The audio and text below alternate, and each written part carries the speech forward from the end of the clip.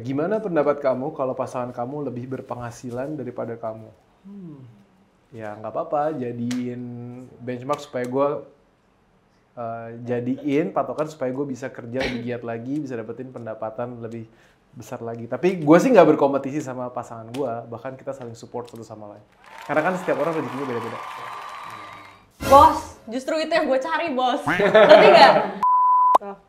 Kalau kalian bertemu diri kalian di masa kecil, kalian mau bilang apa ke dia? Oh. Ini lucu ya, kayak lucu-lucu. Bro, kenapa gitu? Ada apa? Siapa suruh ngerokok? Kak Jerome kenapa bucin banget? Hal apa yang lu bangga pernah lu lakuin buat pasangan lo? Iya, apa sih, gue kepo deh. Enggak, karena menurut gue bucin itu subjektif. Hai teman-teman, Ahkut. Kami cast dari film Cinta Tak Seindah Drama Korea. Sekarang waktunya kita main tanya jawab. Let's go.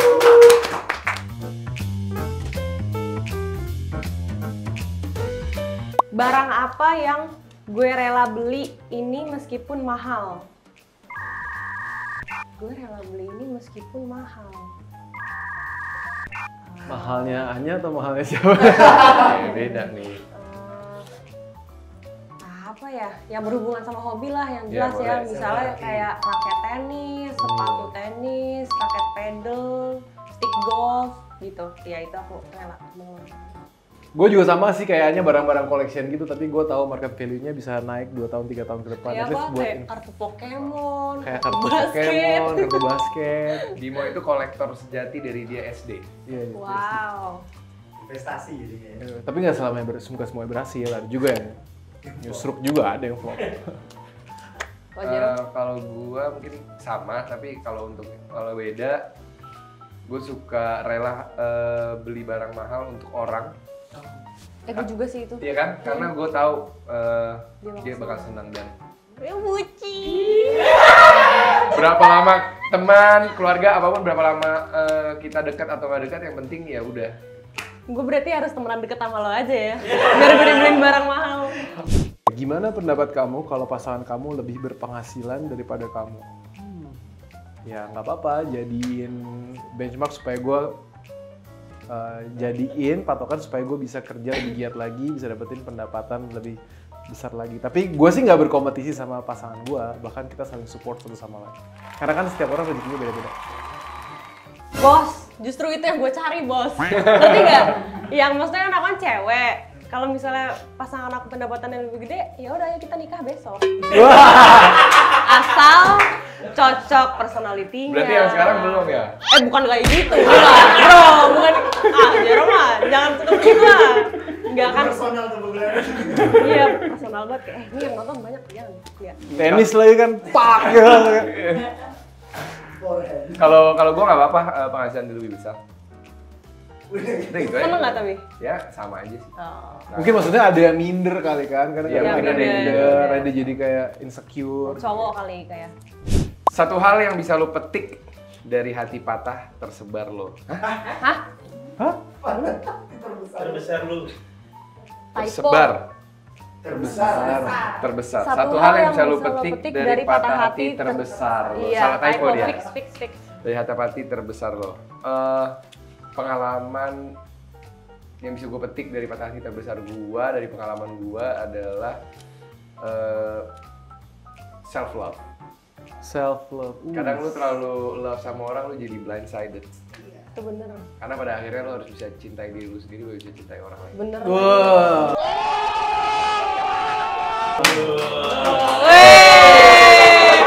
Masih banyak. Jangan pergi, masih banyak. Kalau aku, satu hal yang bisa dipetik dari patah hati yang besar, berhubung patah hati di hidupku tuh gak cuma sekali. Jadi sebesar apapun itu, menurut aku, kita manusia tuh pasti punya capability untuk selalu move on. Dan pokoknya gimana pun caranya, ya udah lo jalanin aja hidup lo. Jangan dikenang-kenang gitu deh. Kalau udah belajar dari situ, udah maju lagi aja. Gitu. Aduh, apa ya?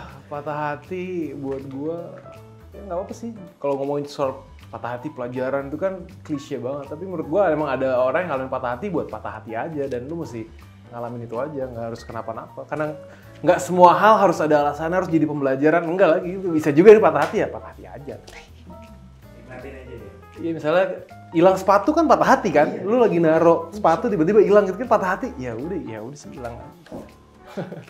Gimana caranya biar semangat menjalani hidup yang berantakan? Wow. Mandi. Bener, itu Jerome udah jawab ya, mandi. Kalau aku mungkin bisa dimulai dengan beberes rumah, habis mandi. Habis mandi beres rumah ngapain nih? Makan lah. Balikin mood. Sambil ngerenungin berantakan banget hidup gua. Tips move on beda. Tips move on beda agama, Kak. Wow, next.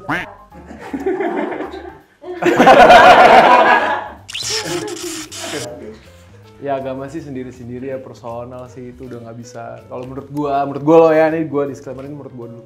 Kalau agama itu hubungan spiritual itu kan sendiri-sendiri, urusan lu sama yang di atas vertikal gitu. Jadi nggak tahu kenapa mesti move on. Kalau emang lu bisa jalanin itu dengan bahagia, jalanin aja. Iyalah.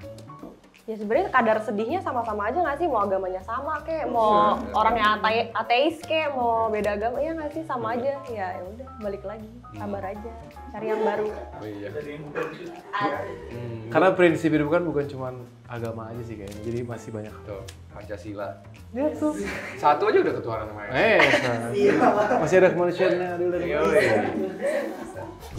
Setelah berada di titik ini, kalian pernah insecure nggak? Kalau pernah, gara-gara apa?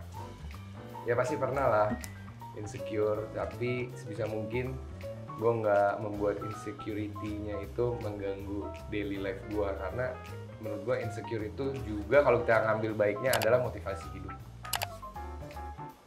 Ya kalau aku mirip-mirip sama Jerome sih, kayak insecure gitu pasti pernah. Cuman aku mikirnya kayak jangan sampai rasa insecure ini jadi yang menguasai otak dan personality lo, jadinya malah menutup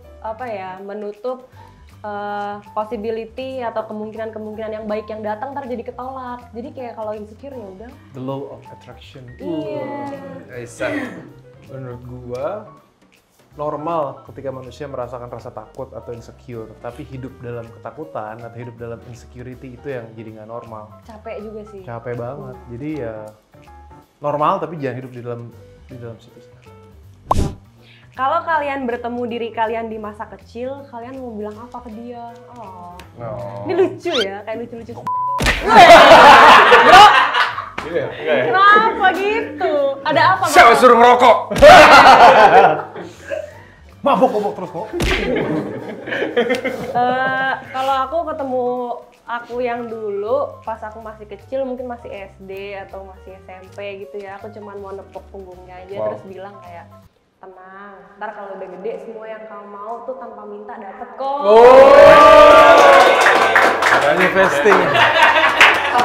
Harus ya gimana ya, maksudnya kayak dulu tuh waktu kecil tuh aku sering mikir kayak ntar kalau gue gede begini begitu gue nggak sukses atau hidup gue overthinking nggak hidupnya nggak bahagia atau kayak gimana, kayak ngerti nggak sih ujung-ujungnya yang gue takut-takutin itu tuh ya nggak kejadian juga sih, jadi ngapain pusing 2 kali gitu. Keren tuh. Lu Udah. Endang. Ya udah lanjut. Sebandel itu ya kecilnya dulu ya. Tapi gue gue kalau ketemu gue yang kecil, gue nggak ngomong apa-apa, gue biarin aja. Karena gue tahu pilihan dia pasti tepat, karena pada saat itu gue yakin pilihan gue tepat. Pada saat itu. Iya, nggak apa-apa kok. Emang apa? Yang penting kan jadi Jerome yang sekarang. Yoi. Yang ganteng dan successful. Kok gue dipukul sekarang sih? Ntar gue baper. Amin dong. Amin dong. Lanjut. Gue personal banget. Jawab. Soalnya emang yang bijak-bijak gue Tadi belum jawab ya? belum jawab. Kalau gue ketemu Bimo yang kecil, gue akan bilang, ya lu hargain setiap waktu yang lu punya dengan siapapun itu, karena satu hal yang nggak akan pernah bisa lu ulang adalah waktu. Dan kadang-kadang gue sampai detik ini suka ngerasa, gue pikir gue punya waktu, ternyata enggak. Wow. Itu gue alamin kemarin ketika Anabul gue meninggal gitu, karena gue pikir nanti hidupnya masih akan panjang ternyata hidupnya cuma segitu. Jadi kalau gue ketemu yang kecil, Bimo yang kecil, gue akan bilang selama apapun yang lu punya, lu jalanin dulu sebahagia mungkin karena ya di situ. Ngomong apa sih anjing? Ngerti, aku ngerti Tolong kok. lain kali disediain tisu Jangan, ya. iya. Ya gitulah pokoknya. Apa hubungannya? Oh? Wah. Apa hubungannya Ganindra Bimo dengan Gerindra? Jadi gini.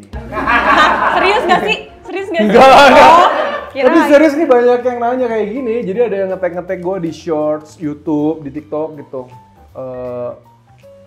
Ini anak dari bla bla bla Gerindra. Gue nggak mau ngomongin soal politik kan, cuman ya lucu aja. Kalau sampai jadi ada pertanyaannya. Jadi sebenarnya nggak ada hubungan apa-apa. Gitu. Nggak ada Nggak hubungan. nyambung. Kak Jerom kenapa bucin banget? Hal apa yang lu bangga pernah lu lakuin buat pasangan lo? Iya, apa sih, gue kepo deh. Enggak, karena menurut gua bucin itu subjektif. Kadang yang orang lihat misalnya gue bucin, menurut gua enggak. Terus gua kadang lihat orang yang kayak ih bucin banget. Gitu nggak sih? Iya, Jadi iya. menurut gua biasa aja sih. Udah SNI-nya gitu. Iya. Standar. Oh ya. Menurut kalian, mapan dulu baru nikah atau nikah dulu baru mapan? Kalau menurut aku ya, personally, aku tuh pengennya mapan dulu baru nikah. Karena ya ntar sekalinya nikah, jadi rasanya tuh tenang, mau kapan aja hamil, ya udah nggak apa-apa. Betul. Kita besarkan saja anak ini dengan kekayaan kita, gitu. Bener nggak? Gitu. Kalau aku Setuju. Bener. Retweet juga. idem. Tapi gue ngalaminnya dulu nikah dulu sih. Andrea sih dulu waktu itu udah mapan duluan. Gue kayak masih berjuang. Tapi gue beruntung gue dapetin pasangan yang mau nungguin gue untuk berjuang. Sampai akhirnya sekarang dia tetap lebih mapan dari gue. Pernah ngalamin quarter life crisis nggak? Waduh, quarter life crisis tuh 24. itu kayak gimana rasanya? Gue sih jujur gue nggak tahu sih. Mungkin gue pernah ngalamin tapi karena gue nggak tahu deskripsi perasaannya, jadi gue kayak lewat aja. Gue pernah Mungkin sih gue. ngerasa quarter life crisis di mana pada saat realita hidup itu datang ke lo kayak ditabrak kereta.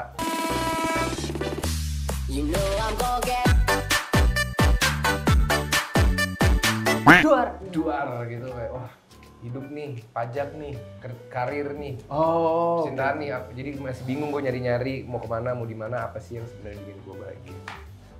Pernah banget. Itu umur berapa Jir? Gua umur 23, 24. Aku kayaknya pernah deh, tapi umur berapa ya? Yang mungkin kayak 22. Kalau 22 tuh udah quarter life crisis. Bisa, Iya, tiap orang bisa. beda-beda. Beda-beda ya? 30. Pernah sih kayak ngerasa waktu itu kayak kok hidup gue kayaknya udah nggak ada tujuannya ya, kok kalau nggak kayak gue ngerasa apapun yang gue lakuin stuck ya, kok rasanya hati gue kosong ya, gitu-gitunya tuh ada. Tapi ujung-ujungnya ya lagi-lagi kayak ya harus tetap berjuang, harus punya support system, itu yang paling penting, yang bisa ngasih energi positif ke kita. Dari situ ntar kebuka tuh kira-kira kita tuh senengnya apa, tujuan hidupnya tuh apa gitu. Is purpose. Momen paling drama selama syuting Cinta Atas Indah drama Korea. Momen paling drama Udah ya. ada yang drama sih. Unforgettable moment maybe. Apa? Unforgettable. Unforgettable. Apa ya? Gue jadi lupa nih. Apa ya? Di set atau di Dua-duanya. ceritanya? Oh, di bebas. personal kalian. Apa ya? Gue dulu ya. Gue boleh silakan. Jadi gue kan suka declare kalau gue intermittent fasting, jadi jangan khawatir Nes kalau malam. Gue ngomong ke Ernest sama Mira, jangan khawatir nyiapin makanan buat gue kalau malam-malam, karena gue emang udah nggak makan malam. Terus syutingnya di Namsan, dingin banget kan. Terus Ernest bilang gini sore, yakin nih intermittent fasting? Yakin lah bro, gue film action aja aman lah gue puasa. Kartunya udah kedinginan sebelum makan mie gitu gue. Ada fotonya. Kalau dari gue apa ya? Kayaknya justru karena saking kondusifnya syuting di sana, Wow, nggak ada drama ya? gue seingat gue nggak ada drama sama sekali. Tadi kata unforgettable moment apa drama? Bebas. Drama kalau soalnya di pertanyaannya drama drama. tadi. Kayak jujur di produksiannya Ko Ernest ini di Imaginary ini gue ngerasa salah satu syuting yang paling kondusif dan efisien. Setuju. Terus orang-orangnya juga orang-orang bener, baik-baik semua, nggak ada yang suka nyari masalah gitu, nggak ada. Jadi Iya, nggak ada bener. dramanya. Bener. Saling jaga ya sama lain. Kalau best moment. Apa momen? Best moment. Best moment. Best moment every day. Every day. Every day is the best, man.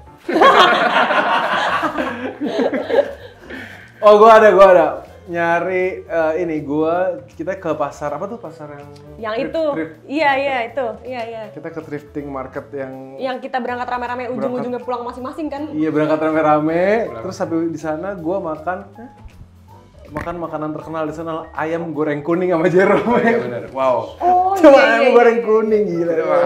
Oh, baru diingetin.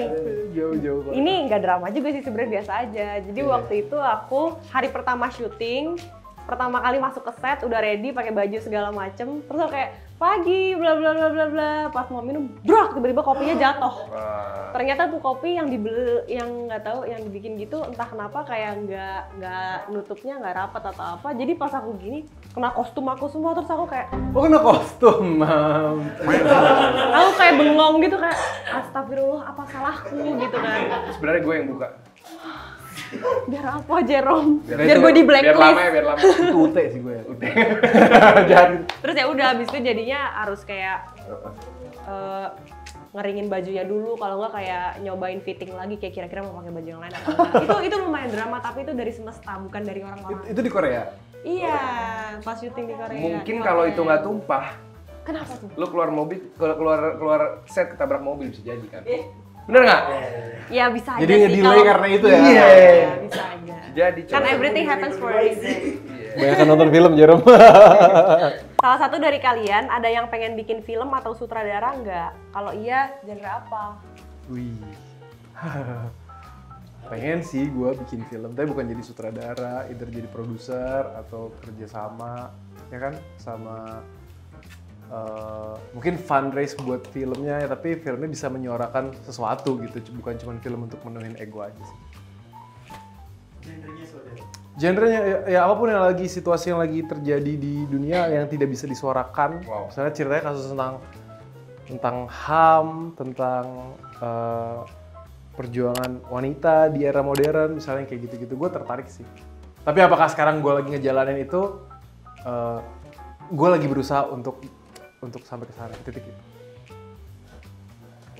Mau banget. Jadi apa?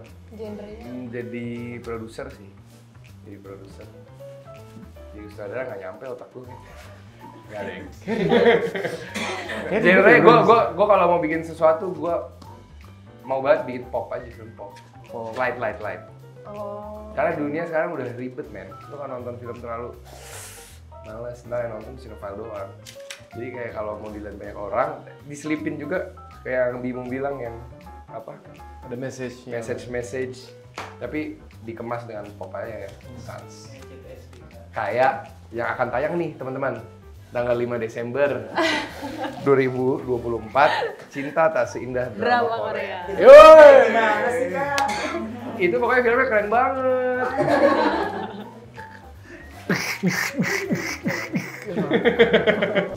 Kayak apa sih filmnya?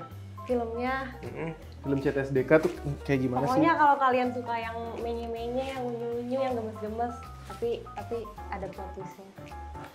Itu kalian harus nonton film ini. Yoi. Karakternya siapa-siapa aja di sana. Aku berperan sebagai Mas Bimo. Dia karakternya itu soft boy, dia bucin sama pasangannya. Ya gitu sih, dan dia tulus mencintai pasangannya. Pasangannya namanya Dea, diperanin sama Lutesya.